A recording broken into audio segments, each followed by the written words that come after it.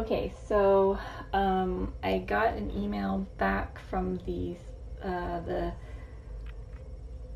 dentist surgeon specialist that would be doing the surgery, and I had sent photos so that she could give an idea about, because I don't know if she takes one look at it and says that's impossible, or she says that's easy, or what. So this is what she had to say about the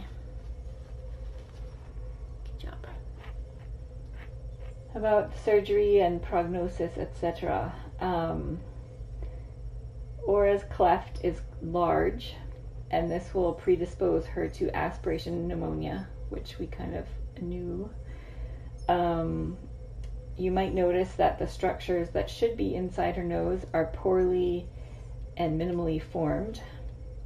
Patients that we can successfully close will still be more susceptible to nasal and lung infections because they're lacking the nasal structures, as these function to filter debris out of the air they've inhaled, viruses, germs, etc. And then another thing, when we make the flaps to rebuild the palate, even if we get complete closure, the muscles that would normally control the pharynx during swallowing may not function normally. So it sounds like she's on the,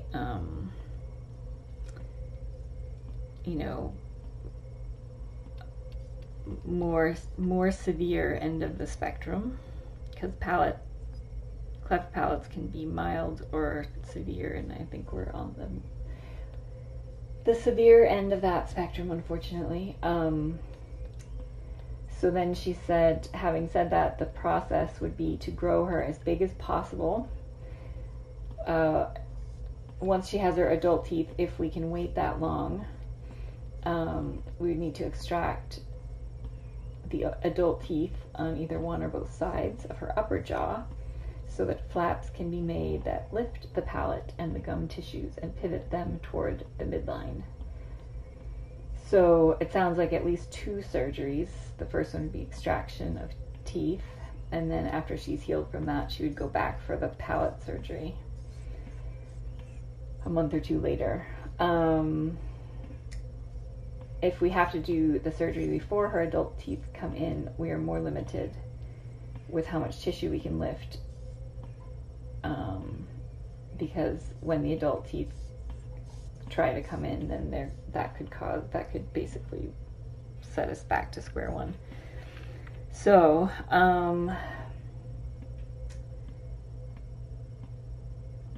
and then she also said, I won't lie though, in that her prognosis is guarded due to the size of her defect and the risk of aspiration. So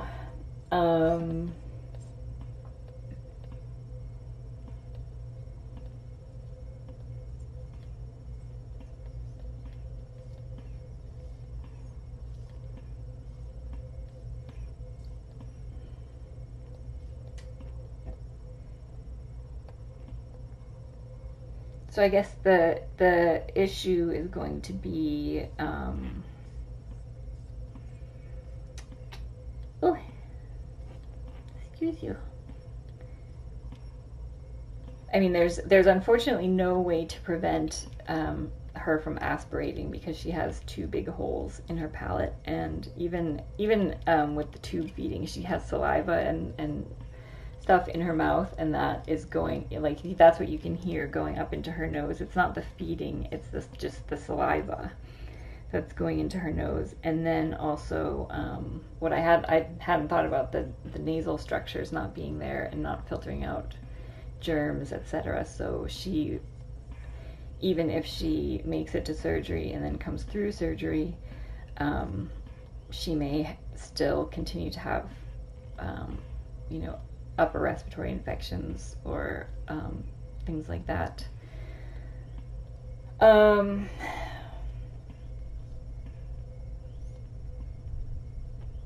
So she does seem to be quite content and to be doing well so far. It's only been, 36 hours since she was born. She's gaining weight.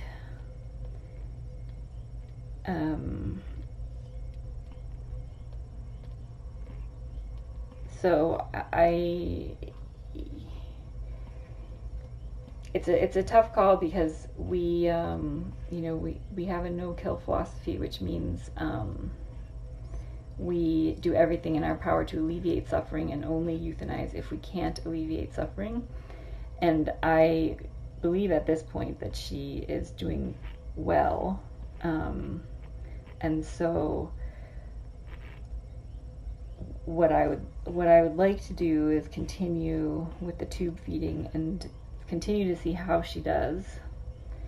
And if it gets to a point where she's struggling and just life is miserable for her, then I don't want to, put her through, I don't want to make her life miserable. I want her life to be comfortable and good. And if it's not as long as we want it to be, I just want to make sure that she isn't, suffering or struggling. So that's the tough part of, there have been a lot of tough parts to what we do this week, but she seems like she's a little fighter. That's not going to help her not get aspiration pneumonia, but so I mean, to be honest with you guys, I don't know what's going to happen.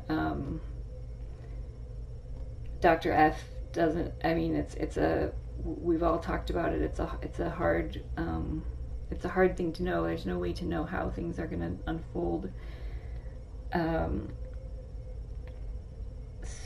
But I think that as long as she's doing okay, then it's okay to keep trying. I'm sure that there will be people who support this decision and who don't support the decision, and I don't want to create controversy, but we're faced with tough decisions every day in rescue, and it's never black and white, and all we can do is get as much information as possible and try to just put the well-being of the animal first, above what we want for them, and above, we're not letting financial concerns factor in. We're not any of that. It's just 100% about her having a good quality of life. So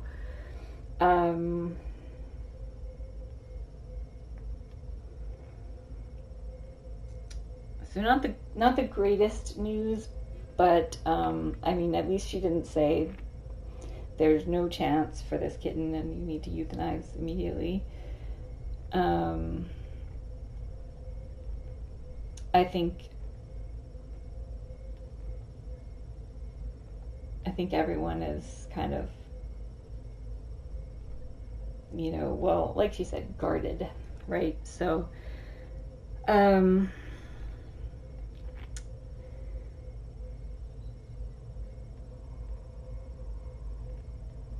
so I guess that's the plan. I do have some follow-up questions that I'm going to ask, just because I want to understand more about, like, how do we transition from the tube feeding to solid food, like, all of that. Adult teeth come in usually between 5 and 6 months, so that's a long time that she's going to be here.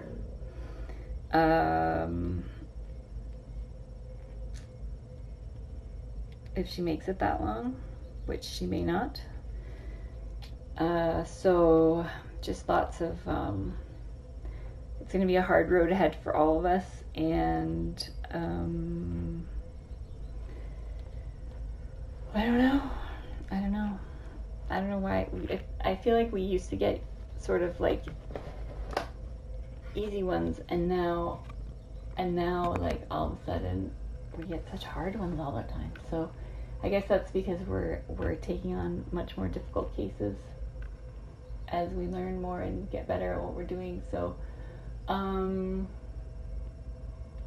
she just couldn't make it easy by having like just a little hole. It's got to be 2 big holes.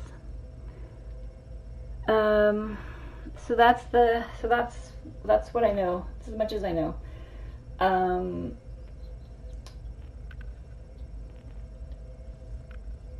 So you guys have to be prepared. Like, we're gonna love her as long as she's here and as long as she's doing well, and we're gonna let her go if we need to, if it's in her best interest to go. And as hard as that will be, that's we have to do what's best for her, and we can't keep her here and force her to, you know, live with a terrible quality of life. So I think that's the plan for right now. That might change tomorrow. It will change if she gets pneumonia. We'll have to see how things go, and I'm gonna have to find out, you know, how I can, what to monitor to like stay in front of any sort of pneumonia that happens, or infections, or and the tube feeding is going to have to happen until she's weaned, so it's going to be 3 to 4 more weeks of round the clock tube feeding, which is not, you know, the nicest for her, but she is tolerating it very well so far. So yeah.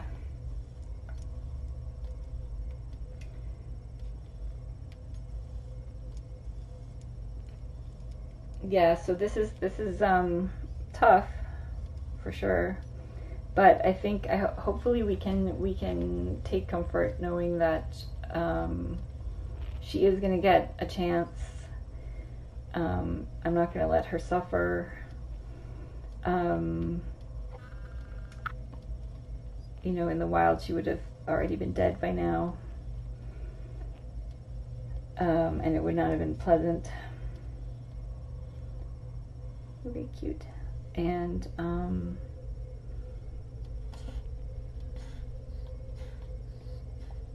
she will get round the clock attention and care, and if she can make it long enough to get surgery, then she'll get surgery. And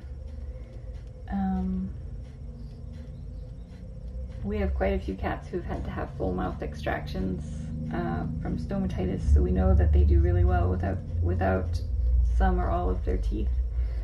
Sounds like her bottom teeth will be fine, but I don't know if they can keep the canines. I don't know, so I'll have to get a little more information, but it's very helpful to have the specialist respond so quickly, and just based on the photos to be able to say, yeah, this is going to be that this is going to be tough, but she didn't say, you know, that it's time to give up. So I think as long as we are very careful to make sure that she's doing okay, I think it's fair to continue to try. She seems like she's quite feisty. She's a little fighter, so I think she wants to be alive. So we're just going to do the best we can and hope for the best and appreciate the time we have. And we're going to talk a lot about spaying and neutering, and because that's how you can prevent this stuff. Look, there's your crusty milk on your sock. Because you can prevent this kind of the suffering that comes from cat overpopulation. You can prevent by spaying and neutering. So if this makes you sad, take some action to support a TNR group in your area, or make a donation to a shelter, or tell someone about spaying and neutering, because all those actions add up to a big difference. Do it for me and my stupid crappy palate.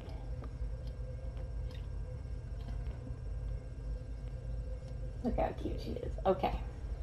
I'm going to put her back so that she can actually get some rest. I'm sure you've noticed she's not like open mouth breathing. She's not her breathing is not labored at all, which is good. I think if she was struggling to breathe, I would consider making a different call. But because her respiration is okay, and she's, you know, doing normal kitten stuff, at least so far, that's what we're gonna do. That's the plan. Oh my gosh, she's so cute right now. I don't even know. It's not fair. You guys can't see how cute she is, but she's hold on. I'm gonna do this so that you can actually appreciate the cuteness. We need a good background for screenshots. With my giant hand in the way. Here, cover that so we can focus. Focus. I didn't bring my phone down, of course, because I'm not that smart. My hand is like enormous. Look how cute she is, though. I feel like I have to go get my camera to take a picture because this one's not focusing adequately to show her cuteness. So I'll be right back.